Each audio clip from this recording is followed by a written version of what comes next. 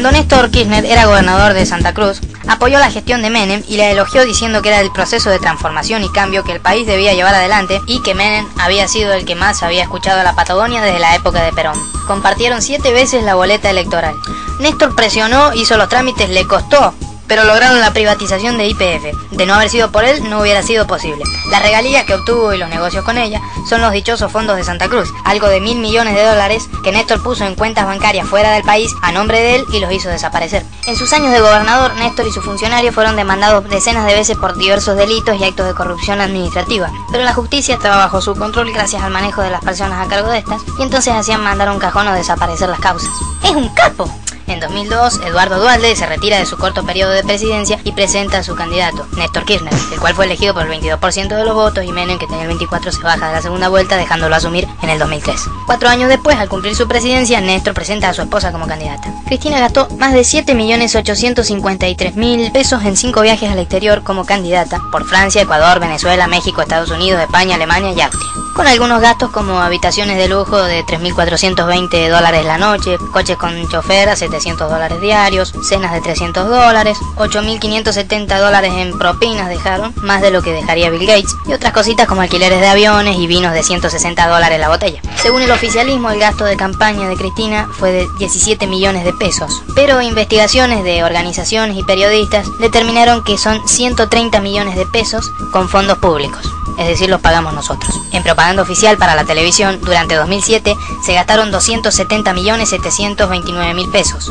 Cristina gana las elecciones con el 45% de los votos, en una jornada con mucha abstención y voto en blanco, con la habitual compra de votos, la denuncia de falta de boletas de la oposición, y durante la campaña no dio entrevistas ni participó en debates, y con aportes financieros un poco raros, como de parte del narcotráfico, del ejército, de Marsans. Pavadas. Frente a un país con necesidades y desigualdad, Cristina propone el proyecto para saltar a la modernidad, el Tren Bala, endeudando al país por 30 años por $3.900 millones, que empezaría a pagar un futuro gobierno dentro de 7 años. El trayecto conecta solo 3 provincias, el boleto tendría un precio de 400 pesos o pagaríamos un subsidio, y sería un lujo solo para turistas. Un avión es más rápido y la mitad más barato. Con la mitad del presupuesto del Tren Bala se podría reconstruir la mayoría del sistema ferroviario, conectando al interior. Pero mientras, las empresas ferroviarias reciben 5 millones de pesos diarios en subsidios, es decir, 1.800 millones al año, por un servicio que deja bastante que desear. Es un tema a tener en cuenta debido a los precios del petróleo, la contaminación ambiental, la saturación de rutas, con más de 8.000 muertos y 12.000 lisiados por año.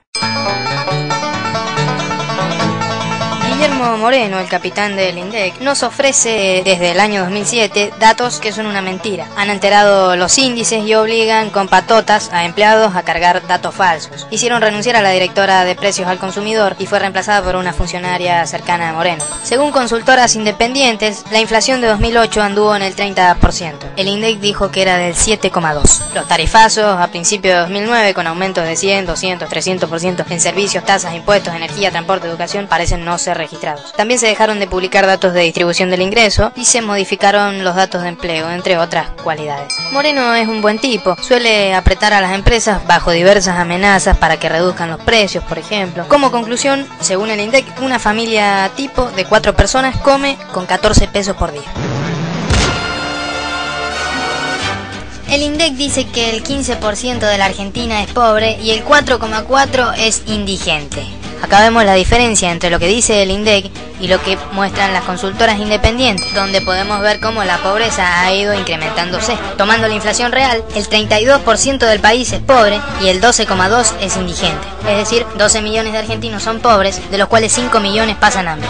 44% en Jujuy, 45% en Formosa y Santiago del Estero, 46% en Misiones y Corrientes, 49% en Chaco. UNICEF determinó que 25 menores o bebés mueren al día por causas evitables. El porcentaje se acerca a la recesión de 2001, donde la pobreza era del 35%.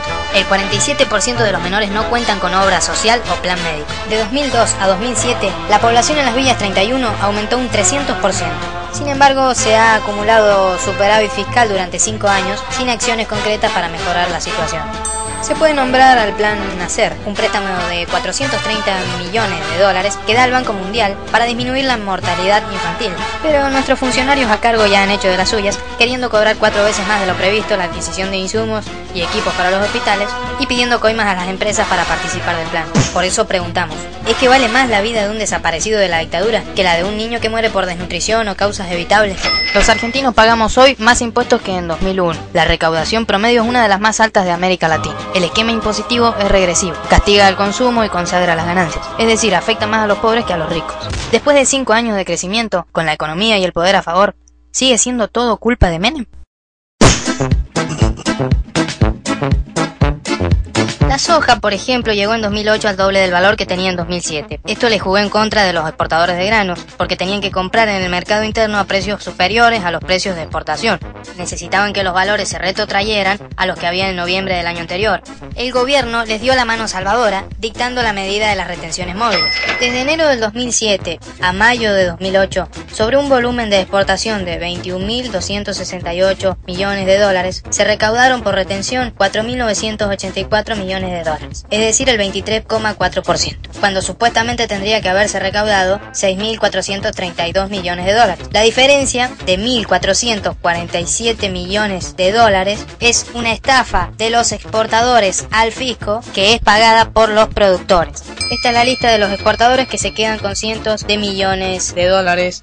Decían que la medida era anti-oligarquía, pero no son diferenciales, meten a todos en la misma bolsa, pequeños, medianos, grandes productores, pool de siembra, beneficiando a exportadores como Cargill, Dreyfus, Punch and Board, la aceitera general de ESA, del senador oficialista Roberto Urquía, el mayor productor de harina y aceite de soja con puerto y tren privado, entre otros, que se apropian de 1/3 de la renta agraria, compran a pequeños y medianos productores al precio más bajo posible, estafan al fisco, cobran las retenciones extrayendo millonarias ganancias, tercerizan las exportaciones y monopolizan la comercialización de insumos. Decían que la medida permitía la redistribución de la riqueza y resulta que no es coparticipable, por lo tanto esa plata no vuelve a las provincias y va a la caja del gobierno nacional para que la use como quiera. Además no va a haber recursos para los caminos, hospitales y viviendas en el interior, porque este fondo se iba a nutrir con retenciones, cobrándose a más de 35%.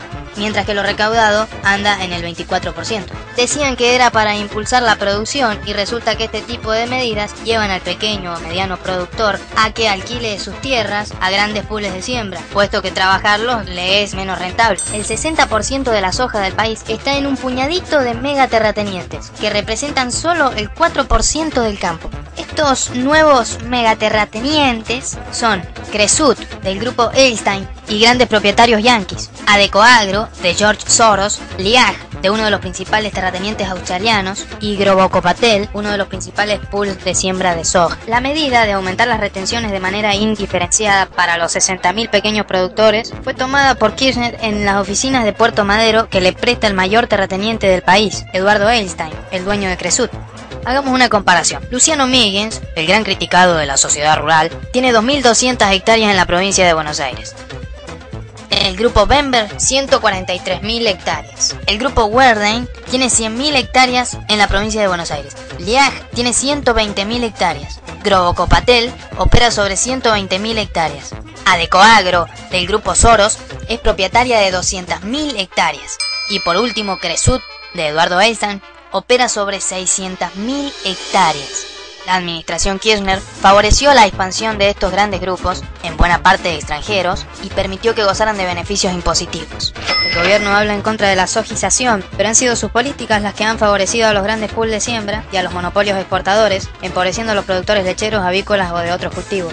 Grobocopatel viajó a Venezuela en el avión presidencial invitado por los Kirchner y Chávez para dar lecciones de cómo hacer negocio con la soja.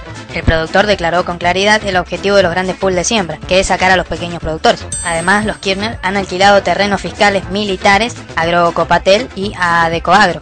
Y bueno, alguien avísele a los muchachos quién es la verdadera oligarquía rural. Cabe destacar que durante 2008 el gobierno gastó más de 12 millones en propaganda contra el campo. Y ya en 2009, con la caída de los precios internacionales, la sequía, el paro y la recesión, la situación para los productores es totalmente distinta. Pero Cristina sigue hablando de ganancias extraordinarias.